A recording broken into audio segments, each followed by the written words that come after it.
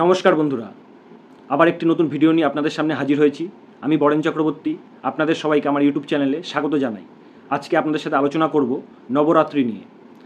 কয়েকদিন পরেই মহালয়া। এই মহালয়ার পর থেকেই নবরাত্রি শুরু হয়ে যায়। এই নবরাত্রি হলো মা দুর্গার 9টি রূপের আলাদা আলাদা পুজো করা হয়। প্রথম দিন পুজো করা হয় মা শৈলপুত্রীর। তো নবরাত্রির প্রথম সত্যই হলো উপোস করে এই নবরাত্রির পুজো করতে হয়। তো এই নবরাত্রিতে আপনারা কী কী করবেন এবং কী কী করবেন না সেগুলি নিয়ে আপনাদের সাথে আজকে আলোচনা করব। তো চলুন ভিডিওটি শুরু করা যাক। আর ভিডিওটি যদি ভালো লাগে আমার চ্যানেলটি সাবস্ক্রাইব করে ভিডিওতে একটি লাইক করে দেবেন আর কমেন্টে লিখবেন জয় মা দুর্গা।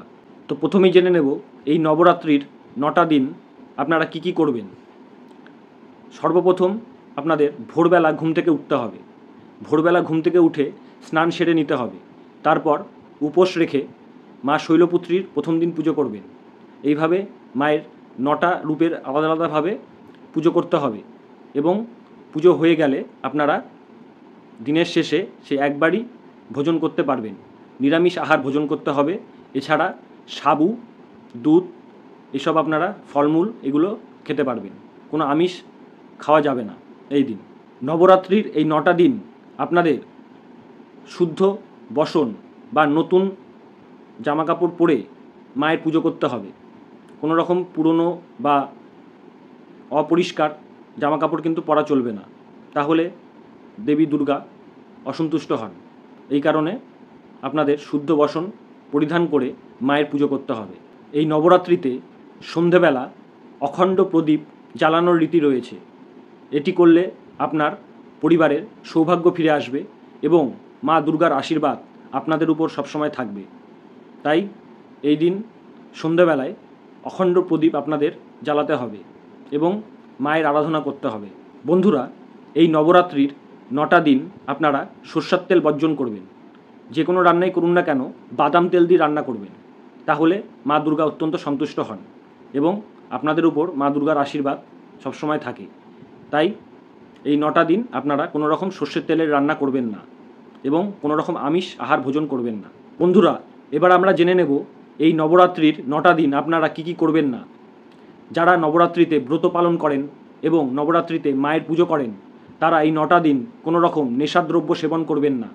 যত রকম নেশাদ্রব্য আছে এই 9টা দিন বর্জন করবেন, তাহলে মা অত্যন্ত সন্তুষ্ট থাকবে এবং আপনাদের যে ব্রতর ফল সেটা আপনারা পাবেন। ভুল করেও যদি কোনো রকম নেশাদ্রব্য আপনারা সেবন করেন এই 9টা দিনের মধ্যে কোনো একদিন, তাহলে কিন্তু আপনাদের সেই ব্রতর ফল আপনারা পাবেন না, বা আপনারা যদি মায়ের পুজো করেন সেই পুজোর কোনো রকম ফল আপনারা পাবেন না এবং মা অত্যন্ত অসন্তুষ্ট হবেন। এই কারণে এই 9টা দিন কোনো রকম নেশাদ্রব্য সেবন করা যাবে না। বন্ধুরা, এই 9টা দিন আপনারা চুল, নখ, দাড়ি কোনো কিছু কাটবেন না, তাহলে কিন্তু আপনারা কোনো রকম এই পুজোর ফল বা ব্রতের ফল পাবেন না। এটি শাস্ত্রমতে নিষেধাজ্ঞা রয়েছে। এই 9টা দিন চুল, দাড়ি, নখ কাটতে নেই। বন্ধুরা, এই নবরাত্রির 9টা দিন কোনো রকম আমিষ খাওয়া চলবে না এবং কোনো রকম বাড়িতে আমিষ রান্না করবেন না, তাহলে কিন্তু মা দুর্গা অত্যন্ত কুপিত হন এবং শাস্ত্রমতেও এটি নিষেধাজ্ঞা রয়েছে।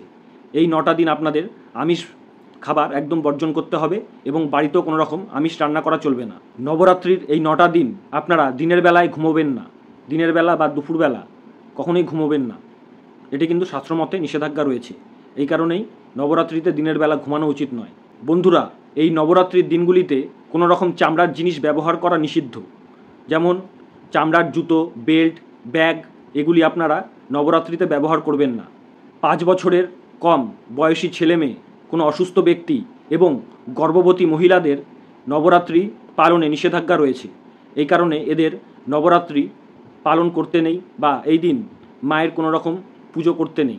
তো বন্ধুরা, যে উপায়গুলি আপনাদের বললাম এই উপায়গুলি আপনারা নবরাত্রিতে অবশ্যই মেনে চলবেন, তাহলে মা দুর্গার আশীর্বাদ আপনাদের উপর থাকবে। ভিডিওটি ভালো লাগলে ভিডিওতে একটি লাইক করে দেবেন। তো আজকের ভিডিওটা এতটাই। দেখা হবে আবার পরের ভিডিওতে। তখন সবাই সুস্থ থাকবেন, ভালো থাকবেন।